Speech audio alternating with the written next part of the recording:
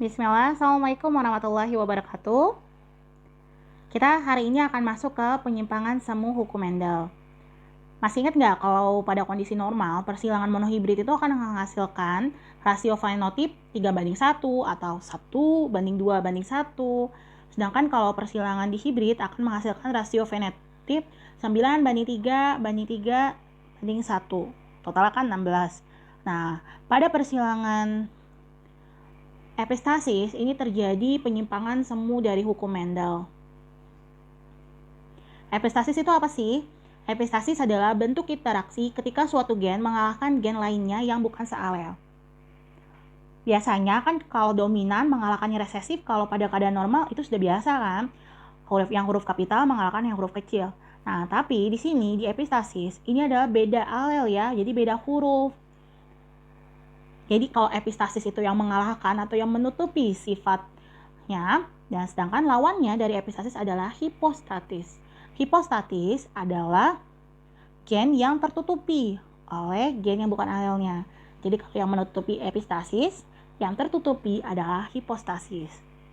Yang akan dibahas hari ini adalah epistasis dominan. Epistasis dominan terjadi ketika gen yang menutupi kerja gen lainnya yang sifatnya dominan. Contohnya di sini adalah warna dari buah labu. Labu atau bahasa latinnya Cucurbita pepo. Nah, di sini ada genotip dan fenotip dari buah labu. P besar ini ya, huruf P besar ini epistasis terhadap K. Jadi kalau ada P besar, walaupun ada K besar atau K kecil, ini akan memunculkan warna putih. Karena huruf P ini merupakan epistasis. Tapi kalau P dalam bentuk huruf kecil ya, dia akan memunculkan warna lain. Di sini kalau ada K besar munculnya warna kuning, tapi kalau K kecil munculnya warna hijau. Jadi P besar epistasis terhadap K. Karena kalau ada P besar, maka sifat kuning pada K ini tidak muncul. Jadi munculnya adalah warna putih. Nah, sekarang kita lihat persilangannya. Dari contoh soal berikut, tentukan rasio fenotip dari persilangan labu putih, P besar, K kecil, dengan labu kuning. P kecil, K besar, oke?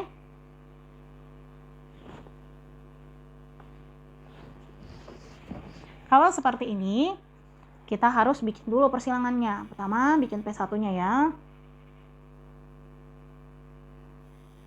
P1, P besar, K kecil, disilangkan dengan P kecil, K besar, ini adalah labu putih, ini juga putih, kuning ya.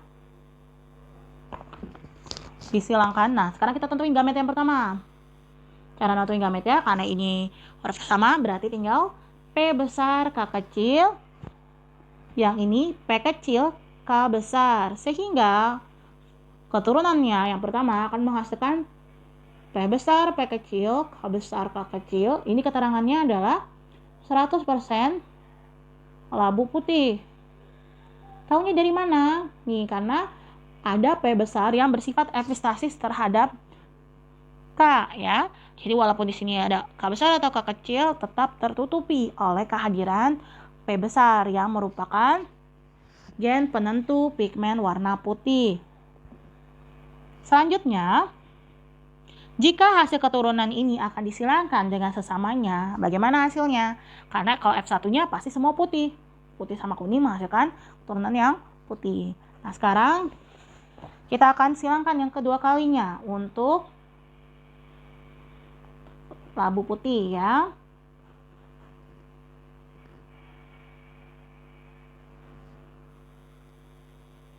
P besar, P kecil, K besar, K kecil disilangkan dengan sesamanya. Kemarin kan kita kalau ngerjain persilangan pakai tabel. Nah, sekarang kita akan coba menggunakan sistem Garpu ya.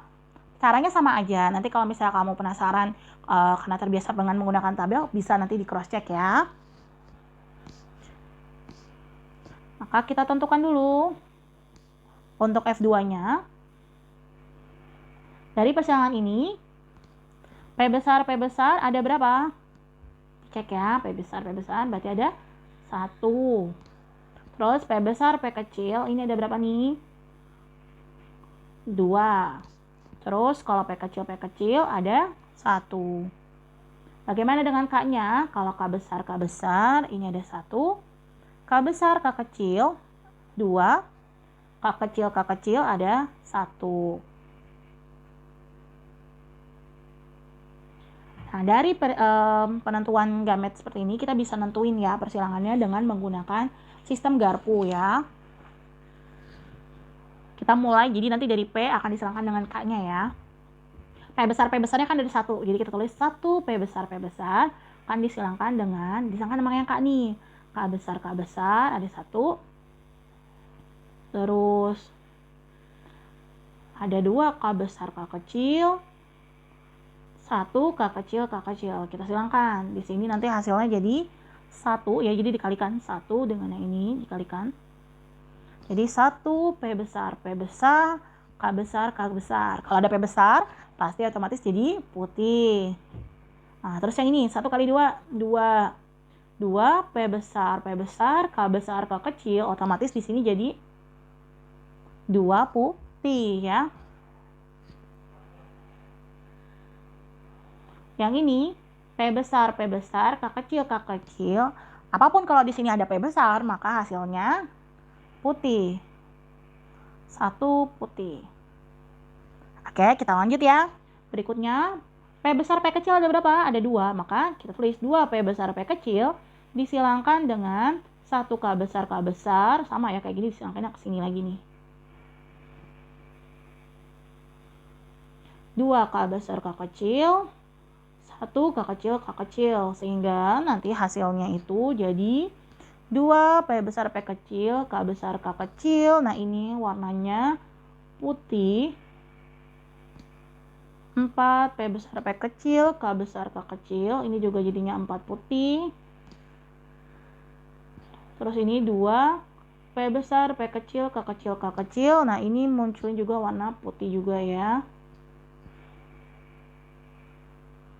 Terus yang terakhir, 1 P kecil. Kalau P kecil dikasih bendera sedikit ya, biar bisa membedakan dengan P yang besar. Sama disilangin kayak yang di atas juga ya. Kelebihannya kalau kalian menggunakan metode Garpu seperti ini, kalian sudah tahu jumlahnya. Kalau tabel kan kalian harus identifikasi satu persatu. P kecil, K besar. Yang ini 2 P kecil, K besar, K kecil. Yang ini 1 P kecil, K kecil. Nah, sekarang kita lihat ya. Kalau ini P-nya kecil, berarti dia akan muncul warna. Di sini ada K besar, berarti muncul warna apa? Kuning ya. Ada 1 warna kuning. Terus yang ini P-nya juga kecil, tapi ada K-nya besar, berarti dia munculin warna kuning juga. Ada 2. Kalau yang kecil semua, berarti munculin warna hijau. Dari hasil ini, maka rasio fenotip F2 putih banding hijau banding kuning banding hijau ya. Sekarang kita hitung yang putih. 1 tambah 2 tambah 1 4 tambah 2 lagi 6 tambah 4 10 tambah 2 lagi 12 ya. 12. Terus kuningnya ada berapa? 1 tambah 2 3. Hijaunya ada 1. Jadi perbandingan 12 banding 3 banding 1. Kalau di total tetap kan 16. Jadi di sini adalah letak perbedaannya ya, penyimpangan semu dari hukum Mendel. Kan biasanya kalau kalian dalam keadaan normal bentuknya 9 banding 3 banding 3 banding 1. Nah, di sini 12 banding 3 banding 1.